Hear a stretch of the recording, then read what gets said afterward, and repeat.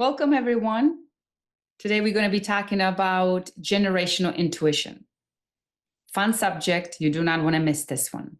Often we hear people talking about, oh, I would like to learn intuition. I'm taking intuitive class. I lost my intuition. I don't really trust it. How do I know it is intuition? And all these questions make me wonder. Maybe we need to approach it from a different angle. Maybe it is not about going and searching for something, it's about never losing it. And maybe that is not something that will help us, like me and you of the world, but I'm talking about our future generation, the children that are here or they come in, and how we can make sure that they do never lose that first sense, because intuition is the first sense, not the sixth. It is the first sense that connects you to the source, and you will never lose that connection. It's like a silver cord. It's like a high-speed internet, always ready to pick up and answer any question that you have. I'm talking any question. And it will guide you. It's like a silver cord that is wrapped up with every thought, every feeling, every action, every step along the way of your life. It will never leave you. Some senses, some people lose. For example, hearing or seeing or touch, right? But the first sense, it will be staying with you the rest of your life. And when we see the value of such a sense, don't we want to make sure that our children have it fully developed? Because if we don't use something, we lose it. It's like a muscle. So let's dive in. How does this work? Well, I see it as when, let's say we have shamans, right? They are developing their skills of intuition on a very high levels. That to me means that their children most likely will inherit such a gift because it is in them. And that goes into the generational lineage.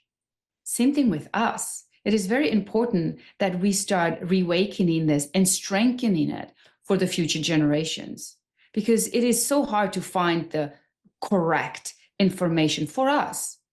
We are bombarded by all these different experts, opinions, organizations, and they are meaning well. However, it's not specific. You need custom. You need the one-on-one communication, and that is truly within you. So how do we do that? Well, once we are babies and we realize we have the first sense, we need to harness it. We need to acknowledge it. We need to be very attentive to that baby, because every single time it makes noise, it's just not fussy. It actually is trying to communicate, and sound is the way they can. Sometimes it is with just facial expressions. The bottom line is, don't ignore your children and start paying attention how they feel in a certain environments. If you are just alone with them versus if you have a friend come over, or UPS driver just delivered a package, or how the baby feels in nature versus if you take him shopping because you have to, and grocery store. How does that feeling changes in them? And I bet you will see that there is very strong changes happening.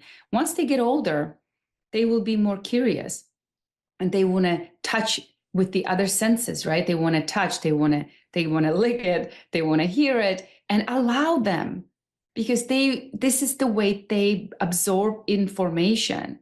And if the information is alive, like nature, it is actually corresponding back and forth. It is communication back and forth and expanding the vastness of information they have within themselves about it. It's something that we don't even think about, but trust me, there's so much going on in the baby's mind and in baby's senses that it would completely makes us humble how much things is processing in their little bodies.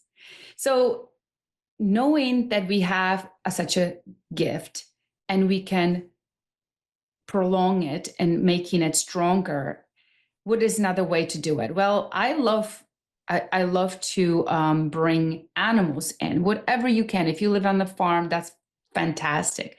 If not, getting a fish or ferret or dog or cat and allowing them to have relationships with that plants, make them grow their own plants, even if it's in a little pot on the balcony. It's so important for them to realize that something from a seed can grow. That concept, it still baffles me. What a miracle that is. And for them, it would be the same way. Get a butterfly gardens.